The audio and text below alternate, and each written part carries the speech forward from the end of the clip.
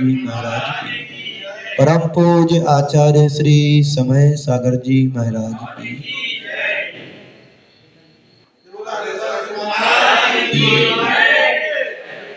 ओम शांति।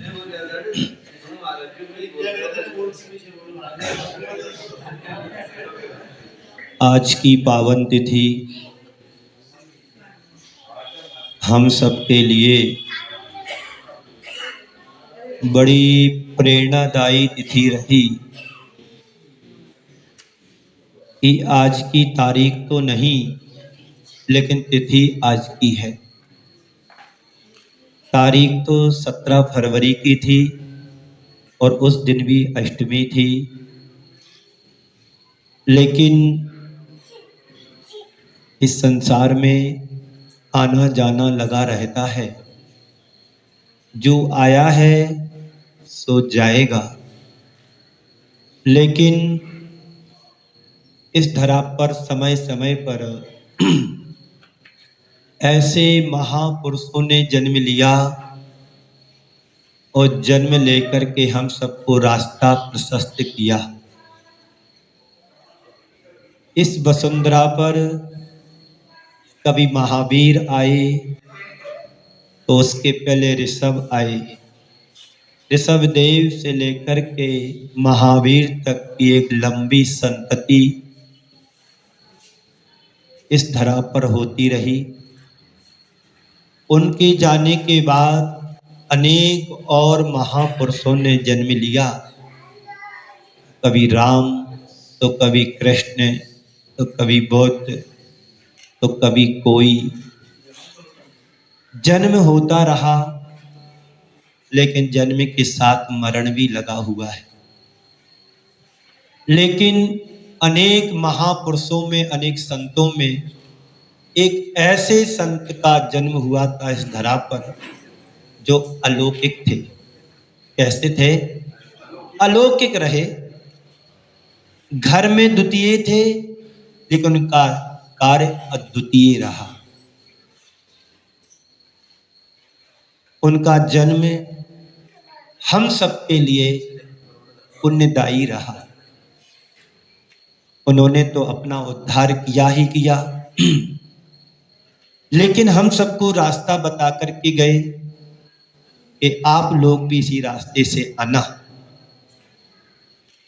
और उनके द्वारा उनका जन्म स्वयं के लिए नहीं हुआ, पूरे इतिहास को एक नई दिशा और साधु संतति और संस्कृति को एक नई दिशा दे करके गए। वो जिए, खुद के लिए नहीं जिए, हम सबके लिए जिए। वो एक सूरज की तरह थे और उनका प्रताप और प्रकाश हम सबके अंधकार को दूर करने के लिए रहा। बाहर का सूर्य उदित होता है और शाम को अस्ताचल की ओर जाकर के अस्त भी हो जाता है, लेकिन वो एक ऐसे संत थे, इसलिए हमारी संस्कृति में कहा गया है तमसो मां ज्योतिर्गमय। तमसो मां ज्योतिर्गमय की युक्ति को उन्होंने चरितार्थ किया। जो हमारे लिए अंधकार को मिटा करके हमारा प्रकाश की ओर प्रकाशमान करे, ऐसे ज्योतिर्मय कुंवर श्री विद्यासागर जी संत हुए थे। उनका प्रकाश हम सबके लिए प्रकाश दे रहा था। ऐसा नहीं सोचना कि वो सूर्य अस्त हो गया है, अस्त नहीं हुआ है और अस्त हो भी नहीं सकता, लेकिन पर्याय को बदल करके कहीं और प्रकाश दे रहा होगा। सबको प्रकाशित किया, खुद प्रकाश में जिए। ऐसे गुरुवर श्री विद्यासागर जी महाराज का आज की इस पावन तिथि में स्मृति दिवस के रूप में हम सब मनाया।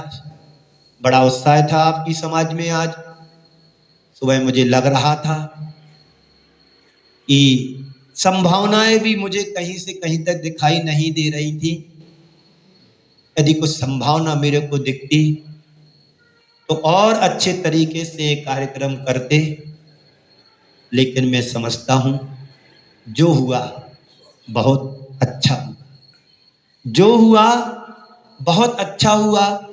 ये उत्साह आप लोगों का ऐसा ही देव शास्त्र गुरु के प्रति सदैव बना रहे। हम एक छोटी सी समाज है, लेकिन बहुत उच्च कोटि की समाज मानी जाती है। और जहां गुरु की बात आए तो प्राणपन से हम सब जुड़ जाने की बात रखते हैं, भावना रखते हैं। तो आप सभी लोगों ने बड़े उत्साह और उमंग के साथ गुरुदेव को स्मरण किया, उनके गुणानुवाद करने का भी आप सभी को अवसर मिला। और हमने भी गुरुदेव के बारे में सुबह बोला ही था, लेकिन समय अल्प था, समयाभाव के कारण सारी बात रख पाना बड़ा कठिन होता है। और सामाजिक स्तर पर कोई कार्यक्रम होते हैं तो उसमें विलंब होता ही होता है। तो जो भी हुआ अच्छा हुआ। ऐसे गुरुदेव को हम सभी स्मरण रखें और अपने हृदय में गुरु को स्थान दें। मैंने सुबह कहा था, एक क्षण का सानिध्य हमारे जीवन को बहुत कुछ बदल सकता है। अपने जीवन को हम बदले, गुरुदेव को याद करते रहें और गुरुदेव की स्मृतियों को, उनके प्रवचनों को, उनके बताए हुए दिशा और निर्देशों को हम अपने जीवन में स्मृति के रूप में रखें, ताकि हम भटकी हुई जीवन को एक नई दिशा और दिशा मिले, जिससे हमारी जीवन की दिशा सुनिश्चित हो, सुधरे। इसी मंगल भावना के साथ हर रोज की तरह आज भी एक छंद का अपन स्वाध्याय कर लेते हैं। पिछले विगत दिनों से छह ढाला का स्वाध्याय चल ही रहा है और आगे भी चलता रहेगा। ये जीवन तो एक यात्रा है और इस यात्रा के हम सभी यात्री बने हुए हैं। कहीं विराम नहीं लेना है, जब तक हमें मुक्ति ना मिले तब तक हमें विराम नहीं देना है, नहीं लेना है। इस भाव में और आने वाले भवों में भी हमारी यात्रा जारी रहे और अपनी यात्रा को जारी रखते हुए सही दिशा दें, सही दशा बोध दें, जिससे अनंत संसार को हम समेट करके छोटा सा करके अपनी दिशा और दशा को सुनिश्चित करें, सुधार करें। इसी मंगल भावना के साथ हम छंद को पढ़ेंगे, आप लोग दोहराएंगे। तो ऐसे गुरुदेव को हम सब ने याद किया, गुरुदेव को स्मृति में रख करके हम सब ने बड़े उनके चरणों में अपनी विनयांजलि सभा के रूप में दी। और ये विनयांजलि हम सब के हृदय को परिवर्तित करने वाली रही। और ऐसे गुरुदेव हर भाव में जन्म लेते रहें और हम सबको दिशा बोध देते रहें, जिससे हमारी दशा सुधरती रहे। बिगड़ी हुई दशा को सुधारने के लिए गुरुदेव भी एक प्रकाश के रूप में जन्म लेते हैं। वो प्रकाश सबको प्रकाशित करता रहे। ऐसे गुरुदेव के चरणों में नमन करता हूँ, उनके चरणों को नमन करता हूँ। मैं आगे एकांत बाद दूषित समस्त, बोलिए। दूसरी ढाल का 13वां छंद है। एकांत बाद दूषित समस्त, विषयादिक पोषक अप्रशस्त,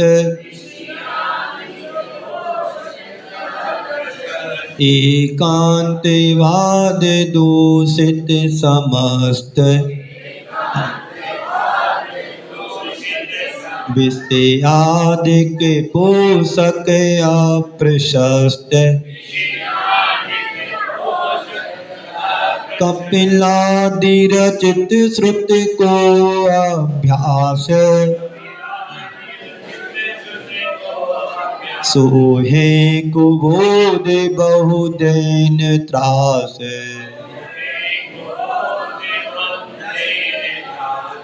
यहाँ पर गृहीत मिथ्या ज्ञान के लक्षण को कहा जा रहा है।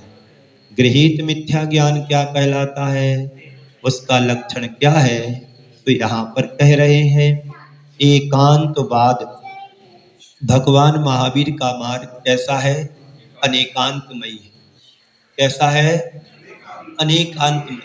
अनेकांत का अर्थ होता है, मतलब होता है अपना ही पक्ष नहीं, दूसरे के पक्ष को भी दृष्टि में रखते हुए बात को आगे स्वीकार करके चलना। और एकांत पक्ष वाले क्या कहते हैं?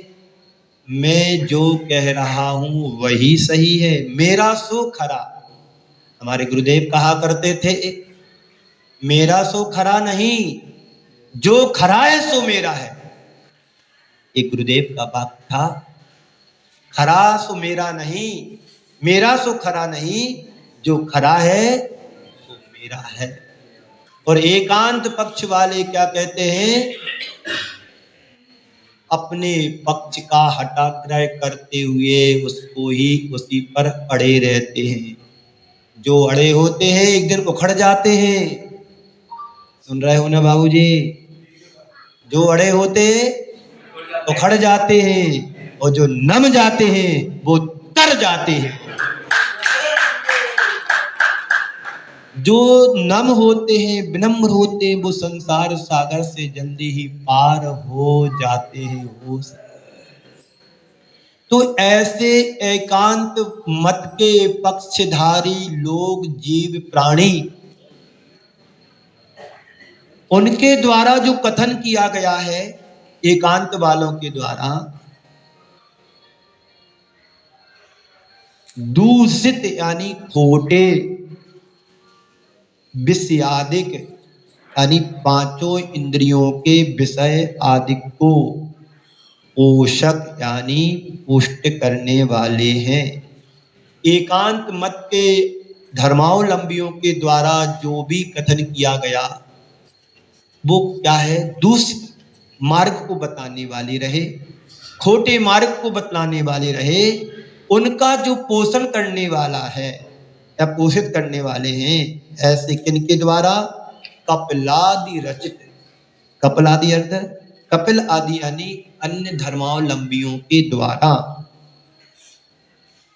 बनाए हुए अप्रशस्त यानी खोटे, समस्त यानी सब, श्रुत यानी शास्त्रों को, अभ्यास यानी शास्त्रों का अभ्यास यानी पढ़ना और पढ़ाना, सुनना और सुनाना, कुबोध यानी गृहीत मिथ्या ज्ञान है, सो यानी वह, बहुत्रास दैन अर्थात बहु यानी बहुत, त्रास यानी दुखों को देने वाला है। क्या अर्थ समझे? जो एकांत पद पक्ष से दूषित जो समस्त सब प्रकार के विषय आदि शास्त्र हैं, जो अप्रशस्त हैं, उनका जो पोषण करने वाले हैं, और लिखे किसने हैं? कपिल आदि यानी अन्य मतों के द्वारा, एकांत मत के द्वारा रचित संस्कृत यानी शास्त्र को जो पढ़ता है और पढ़ाता है, सुनता है और सुनाता है, सो यानी वह, बोध यानी गृहीत मिथ्या ज्ञान, कु यानी खोटा, बोध यानी ज्ञान, जो मिथ्या ज्ञान है, विपरीत ज्ञान है, वो ज्ञान बहुदैन त्रास अर्थात बहुत दुख को देने वाला है। सम्यक दर्शन के साथ नरक जाना श्रेष्ठ है। मिथ्या सम्यक दर्शन के साथ नरक जाना श्रेष्ठ है स्वर्ग जाने की अपेक्षा, क्योंकि सम्यक दर्शन यदि हमारे पास रहेगा तो नरकों में भी हमारे लिए एक क्षण के लिए सुख शांति तो मिलेगी, लेकिन मिथ्यात्व के साथ यदि हमारा जन्म मरण होगा तो भाव भाव में ही दुख मिलना, केवल दुख। और आज हम यहाँ बैठे हैं तो सब मिथ्यात्व के कारण बैठे। सम्यक दर्शन होता या तो मोक्ष जाते या स्वर्ग रहते, स्वर्ग में होते, और मिथ्यात्व के कारण हम संसार में भ्रमण कर रहे हैं। तो क्या हुआ? जो एकांत पक्ष से दूषित हैं और जो विषय वासनाओं के पोषक होने से निंदनीय हैं, ऐसे रागी द्वेषी अज्ञानियों के द्वारा रचे गए शास्त्रों का जो पठन पाठन करता है, अभ्यास करता है, उसे गृहीत मिथ्या ज्ञान कहा गया है। गृहीत मिथ्या ज्ञान है। एक सम्यक ज्ञान होता है जिसे समीचीन ज्ञान कहते हैं, और एक मिथ्या ज्ञान होता है जिसे कुज्ञान कहते हैं। कुज्ञान संसार को बढ़ाने वाला होता है, और सम्यक ज्ञान उस संसार को समेट करके शॉर्ट करने वाला होता है, सीमित कर देता है संसार को। तो ऐसे मिथ्या ज्ञान को, गृहीत मिथ्या ज्ञान को जो भी व्यक्ति, जो भी प्राणी ग्रहण करता है, धारण करता है, उसका अनंत संसार बढ़ता है। उसे वही मिथ्या ज्ञान ही हमारे लिए बहुत दुखों को देने वाला होता है। ऐसे दुख से बचना चाहते हैं, उस सम्यक ज्ञान को प्राप्त करो, जिसको एक बार पा लेने के बाद तुम्हारा अनंत संसार चुल्लू भर पानी की तरह सिमट करके रह जाता है। तो एकांत बाद दूषित समस्त विषयादिक पोषक अप्रशस्त। पोषक यानी पुष्ट करने वाला है वो ज्ञान। जो विषय आदिक है, राग देश मोह आदि है, वो अप्रशस्त है, मतलब गलत है, विपरीत है, जो हमारे स्वास्थ्य के लिए अनुकूल नहीं है, हमारे मोक्ष मार्ग के लिए विपरीत है। इसलिए तत्वा सूत्र में क्या कहा है? तत्वा श्रद्धानम सम्यक दर्शनम। सम्यक दर्शन ज्ञान चारित्राणि मोक्ष मार्गः। सम्यक दर्शन, सम्यक ज्ञान और सम्यक चारित्र ही मोक्ष का मार्ग है। और जो 7 तत्वों के ऊपर श्रद्धान करता है उसे सम्यक दर्शन कहा गया है। लेकिन यहाँ पर गृहीत मिथ्या ज्ञान की बात कही गई है, तो उस गृहीत मिथ्या ज्ञान से बचो और बचकर इस सम्यक को प्राप्त करेंगे, जिससे हमारे जीवन का कायाकल्प हो। तो आपका समय हुआ, इतना ही पर्याप्त समझता हूँ, क्योंकि आज ज्यादा बोलने की मानसिकता से हम नहीं आए थे, और सुबह से भी आप लोगों ने अच्छा उत्साह दिखाया, और आज आपके यहाँ का बाजार का दिन भी था, फिर भी उम्मीद से ज्यादा अभी आप लोग आ गए।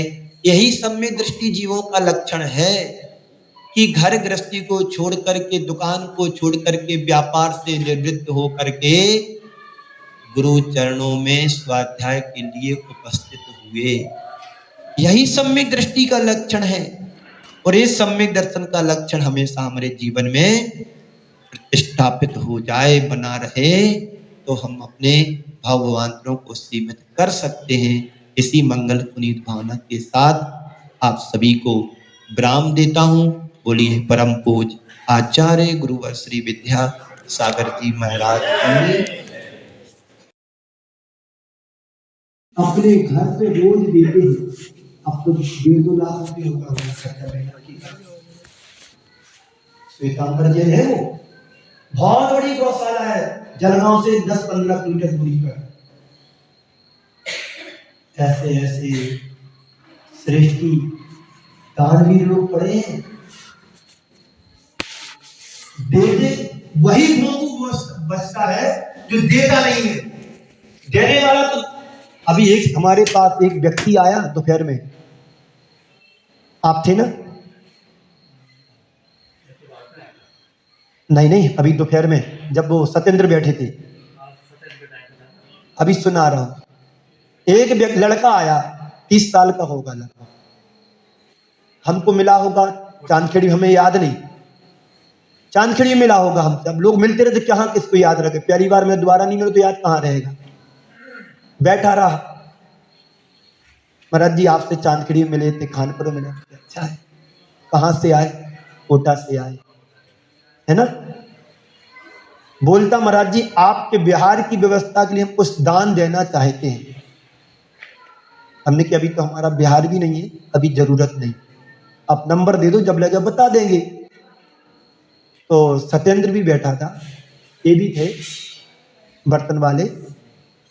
थोड़ा उन्होंने कहा कि महाराज जी दे रहा तो ले लो, पर पता नहीं व्यवस्था हुई नहीं हुई, दान दे के ले करके आ। तो हमने कहा ठीक है। फिर इशारा किया सत्येंद्र के पास, उसने 11,000 रुपये दे दी। देने वाला बोलता नहीं है, देकर के चला जाता, पता नहीं किस हाथ का किस हाथ को दिया। आर के मारवाल इतने बड़े धनाढ्य व्यक्ति, जिसे आज भामाशाह जैन समाज के नाम से पुकारा जाता है, जैन समाज के श्रोमणी है, वो दान देने में अग्रणी है। 2003 की बात है, बहोरीबंद जबलपुर कटनी के बीच में पड़ता है, कुंडलपुर के पास। हम लोगों का प्रवास था, गर्मी का समय था, चौका लगाने आए हुए थे और वो चौका लगा के जा रहे थे एक दिन, तो शांतिनाथ भगवान की बड़ी मूर्ति जैसी अपनी इधर है झालर पाटन में, उसी पाराशर ने उधर बनवाई। जगह जगह जितनी जगह शांतिनाथ मिलेंगे खड़गासन में, उसी के द्वारा है वैसी प्रतिमा। तो शांतिनाथ मंदिर में बैठ करके मैं सामयिक कर रहा था, दर्शन किए, वहां से बाजू वाली मंदिर की वेदी पे चले गए और अपनी कुर्ता की जेब में से 1000 के नोट चलते थे उस समय, 3 बार ऐसी मुट्ठी निकाले भर भर के, गुड़मुड़िया गुल्लक में डाले 3 बार, और देख रहे आजू बाजू, कोई देख तो नहीं रहा मेरे दान को। ये दानवीर ऐसे होते हैं, देने के बाद पलट करके नहीं देखते हैं।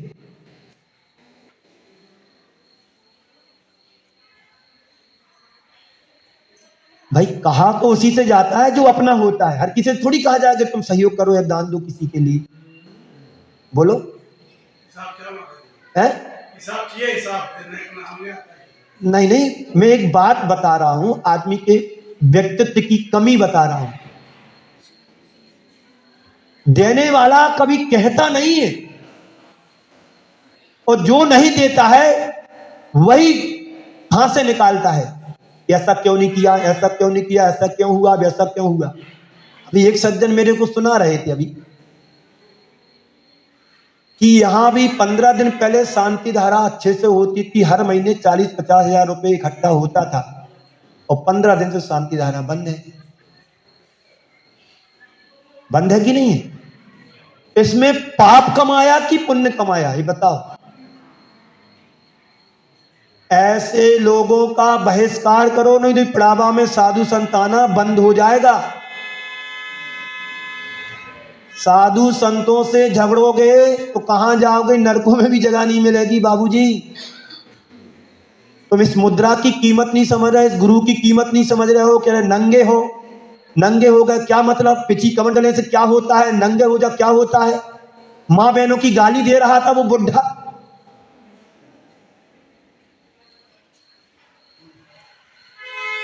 क्या सीखा उसने 70 साल के बुढ़े ने, किससे उलझ रहे आए। फिर मैंने बोला जब मेरे को सहन नहीं हुआ, ध्यान रखना उलझना नहीं मेरे से, मैं ऐसा खर्रा लेके जाऊंगा पूरे परिवार को जेल हो जाएगी, जिंदगी में सड़ेगा, कभी जमानत भी नहीं होगी, और मैं सुसाइड कर लूंगा। मैंने ये बोला था सबके सामने, बोला अभी भी बोल रहा हूं। किसको गाली बकरा तू बिरती हो करके। तो अकेले में मैंने झगड़ने आया मेरे को अकेले में कमरे में, कल की बात है। समाज की सलने, समाज जाने मेरे को क्या लेने देने, मैं तो इतने लोगों के नाम भी नहीं जानता, बाबूजी कहता हूं। बोलो कभी मैंने नाम लिया बाबूजी, आपका नाम ही नहीं पता मेरे को। उनको भी मैंने सम्मान दिया, अब बाबूजी बैठे थे, बाजू में बैठो, वृत्ति हो। 3-4 बार उससे मनोज से लड़ने के लिए तैयार हुए, रास्ते में हुई, मैंने टाला इसको, चलो भैया गुरुदेव की है, कोई आप्रभाव ना हो जाए, बाजार में कोई नाटक ना हो जाए, जब चीजें छिपती नहीं जल्दी फैल जाती हैं। और वो घुमा घुमा करके हमारे ऊपर दोपहर में आ गया झगड़ने के लिए। ऐसा होना चाहिए बोलो। तो ऐसे लोगों को पूरी समाज, एक व्यक्ति से डरे नहीं, दबे नहीं, न्याय से सारे कार्य होना चाहिए, उसका पूरी समाज मिलकर के बहिष्कार करो तो धर्म जिंदा रहेगा। देखते ऐसे लोग धर्म पर बैठेंगे कैसे, जो ख्याति लाभ पूजा आदि चाहे, मात्र ख्याति पूजा लाभ के लिए वो इधर आते हैं,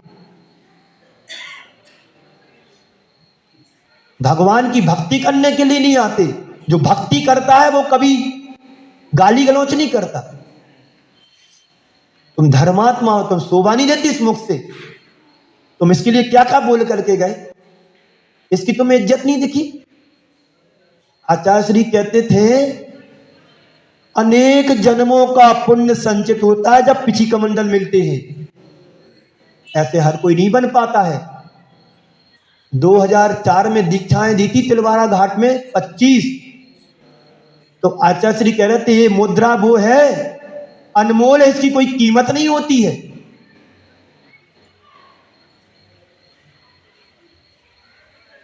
वो बात तो दूर के महाराज पैसे मांग रहा है, 50 जगह से पैसे मांगे, भैया बता दो किस किस से मैंने पैसे मांगे और किस किसने दिए हैं। ये बैठे बाबूजी मैंने चर्चा करी कोई पैसे की, पूछो जितने लोग बैठे हैं, 2-4 लोगों से कहा भी होगा, उनने दिया नहीं दिया, बात खत्म। कोई हम उससे झगड़ने तो गए नहीं, तो प्रेशर तो नहीं, तुम तो दो बैठो। तुमने प्रोग्राम उधर ठहराया था मंगल भवन में, हमें अनुकूल लेगा, मैंने मना कर दिया।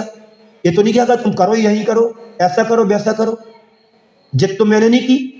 1 महीने में हो गया हूं, मैंने कभी तुमसे कहा कि फ्लैक्स बनवा के मेरा टांगो, कई पर्चा लगाओ किसी मंदिर के महाराज यहां रुके हैं प्रवचन होते क्लास लगी, बोला बोल किसी को। हम तो हर चीज में माइक के लिए जरूर बोला, क्योंकि मेरा प्रॉब्लम है श्वास की, अभी बोला तेज बोल रहा इसलिए बोला खींचना पड़ रहा, खिंचाव होता मेरे को, तो माइक के लिए जरूर मैंने, क्योंकि वो सुविधा है एक हमारी। हम ये अच्छा होगा तो हम आपको अच्छा सुना सकते हैं, और ये गड़बड़ होगा तो हमारा मन खराब हो जाएगा। ये तो हमारे हर जगह की समस्या है, तुम्हारे यहाँ नहीं, जहां जहां जाते यही प्रॉब्लम रहती है। जो समझदार होते वो सारे में लगा देते, सेटअप लगा देते, आनंद लेते हैं, 4-4, 5 महीने सेटअप लगे रहते हैं। दिल्ली जैसे नगर में चातुर्मास करके आया हूं, एक बार सेटअप लगा दिया 4 महीने फ्री हो गए, 5 महीने। कुरवाई में चातुर्मास करके आया, लग गया 12, रोना क्या। जब लाभ लेना है, क्लास सुनना, प्रवचन सुनना, तो उतनी सुविधा तो देना पड़ेगी साधु के लिए। जय रोने के कारण तो प्रमाण सागर, सुधा सागर, ये सब अपने अपने सेटअप रखे हैं। आया तो उसका मालिक आया था अलवर वाला हमारे पास एक दिन ऊपर, 7,000 रुपए प्रतिदिन खर्चा लगता है, 5,000 रुपए प्रतिदिन जो सेटअप चलता है शंका समाधान प्रवचन में, 5,000 रुपया पर डे का खर्चा है, महीने का 1.5 लाख रुपए। समाज देती कि नहीं देती, आप ये लोग दान देते कि नहीं देते? उससे लाखों लोग, करोड़ों लोग लाभान्वित होते हैं टीवी के माध्यम से। साधु क्या पैसे, भाई साधु थोड़ी रख रहा है, तुमसे कोई काम बोला है तो करो, नहीं तो चुपचाप रहो, बात खत्म। ऐसी बात को लेकर झगड़ नहीं आ गए हमारे पास, क्यों? यदि उनकी बर्बाद हो जाती, प्रशंसा कर देते 4 लोग मिलकर के, तो कुछ नहीं होना था। बोलते तुम्हारे लिए आर्जव सागर जी ने कान भर दी, मेरी तो आज तक जब से गया तो कोई बात ही नहीं हुई आर्जव सागर जी से, कोई संपर्क नहीं मेरा। बोले 10 लोग हमारे भोजन में नहीं आए, 10 परिवार, तो भैया मेरे को नहीं पता कौन गया, हमसे पूछ के जाते हम सबको भेज देते कि 10 लोग संचालन नहीं करने दिया। अब संचालन तब होता है जब बड़ी सभा हो, प्रोग्राम इतना लंबा हो, श्रीफल चढ़वाना हो, किसी से कुछ बुलवाना हो, किसकी प्रशंसा करना, तो भैया संचालन करना पड़ता है। 3 चीजें बोली तो मैंने बोल दी, आज प्रचार हम कराते नहीं है, शास्त्र दान करो, जीवन करो, जितन करना हो गया संचालन। ऐसी छोटी छोटी बातों को लेकर के झगड़ने आया, उल्टी सीधी गाली गलौज करी, इसको बर्दाश्त नहीं करना बाबूजी, आप सब सुन लो। ऐसे लोगों का बहिष्कार करो, समाज से निष्कासित कर दो। समाज होती है कि एक व्यक्ति बड़ा होता, बोलो बोलो बाबूजी, समाज बड़ी होती है, समाज के स्तर पर इसका कार्रवाई होना चाहिए, तो तुम्हारी समाज, तुम्हारे बच्चों को संस्कार मिलेंगे, वरना धर्म धीरे धीरे बच्चों के अंदर देखेंगे, वो धर्म से दूर हो जाएंगे। क्यों? ऐसे धर्म से हमें कोई मतलब नहीं जिसमें लड़ाई झगड़ा होते, साधु संतों से झगड़ते हैं, क्या असर पड़ेगा बच्चों के ऊपर, परिवार के ऊपर? इस बात को हल्के में नहीं लेना। साधु संत किसी व्यक्तिगत नहीं होता है, सार्वजनिक संत, प्रमाण सागर ने बोला था, लोक संत होता है, व्यक्तिगत संत नहीं होता है, पूरे देश और राष्ट्र का संत होता है। ये मुद्रा ऐसी नहीं है हर कोई हाथ में ले ले, ये राष्ट्रीय चिन्ह मान के चलो हम लोगों के लिए, इसकी बहुत कीमत होती है। यदि मैं कानून से लड़ूं तो फिर पूरा जेल हो जाएगा परिवार। तुमने एक संत के प्रति बदतमीजी की है, किससे तुम झगड़ रहे? एक साधारण गृहस्थ लड़े झगड़े तो बात अलग होती है। तुमने 15 दिन पहले एक वो आशीष कौन था, हम तो जानते भी नहीं है, उससे झगड़ गए रातों रात। वो आता पूजा पाठ कराता करता, अरे जो धर्म से जुड़ा उससे 10 लोग और जुड़ रहे थे, प्रभावना हो रही थी, शांति धारा होती थी, पाठ पूजा पाठ अच्छे से होता था। करना तो है नहीं, बिगाड़ने के लिए चले आते हैं। इससे क्या होगा? समाज टूटेगी कि जुड़ेगी? बोलो बाबूजी, हैं?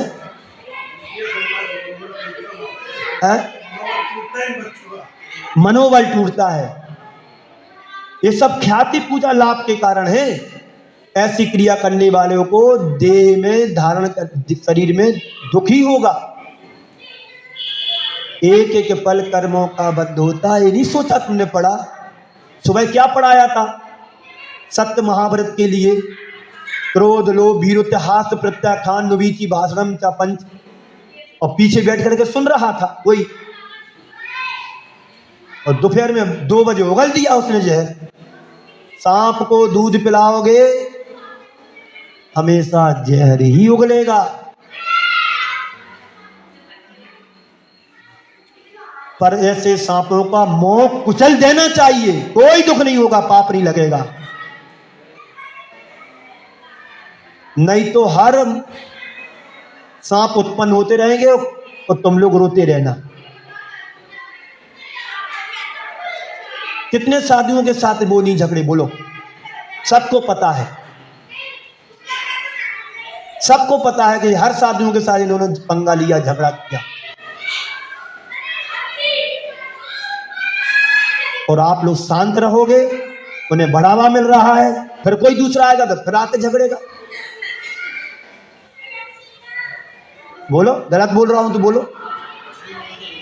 इसलिए इसको यहीं पर इसका पोस्टमार्टम होना चाहिए, ऐसी क्रियाओं का। उसका बहिष्कार करोगे, उसे यदि इज्जत प्यारी होगी तो वो शर्मिंदा होगा। और शांत पार्श्वनाथ भगवान से क्षमा मांगे, मेरे पास तो दिखे नहीं, आए नहीं। तुमने ऐसा गलत किया तो भगवान से क्षमा मांग कि भगवान हमसे गलती हुई। छाती ठोक ठोक के, और किसको बुलाना है, और किसको बुलाना है? बुला दो पड़ावा की तोप। ऐसा पता होती टोप तो तुम्हारा मुझे से चलवा देते, छत पे से रख के तो उड़ जाते हवा में।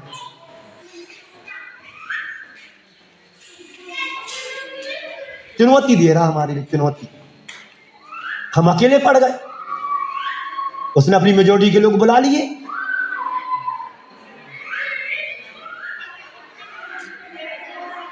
ऐसा नहीं।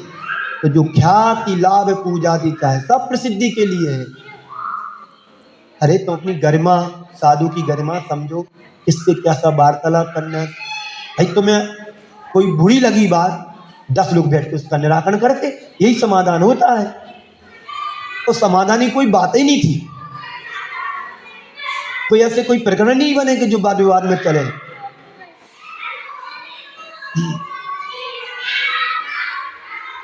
तो आत्म अनात्म के ज्ञानहीन आत्मा और अनात्मा के ज्ञान से जो रहित होते हैं, तो वे सब जे यानी जो क्रियाएं करनी करते हैं, वे सब तन को छीण करने वाली क्रियाएं हैं।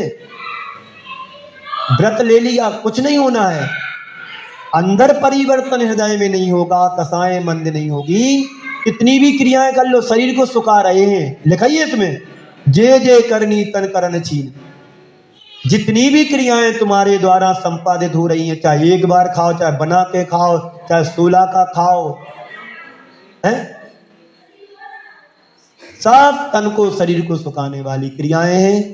समय आपका या यदि हमारी बात गलत लगी हो, मुझे क्षमा करना, क्योंकि हम तुम्हारे रिश्तेदार नहीं है, तुम्हारा कोई वो नहीं है, साधु हैं, साधु जगत के होते हैं। यदि मेरी गलती हो तो क्षमा करना, है ना? ऐसा तो क्या लिखा है, जो अपनी प्रसिद्धि, रुपए पैसे का लाभ, प्रतिष्ठा आदि की बाह से शरीर को जलाने वाली, चाहे से शरीर को जलाने वाली आत्मा और परवस्तुओं के ज्ञान से जो रहित हैं, शरीर को छीण करने वाली अनेकानेक जो क्रियाएं हैं की जाती हैं, इनसे गृहीत मिथ्या चारित्र पुष्ट होता है। या गृहीत मिथ्या चारित्र कहते हैं। अब एक छंद और लास्ट बचा है, वो कल पढ़ेंगे अपन। समय आपका पर्याप्त हो गया है ना। जा वाणी के ज्ञान ते सूझे लो कायो, जो वाणी सदा दी।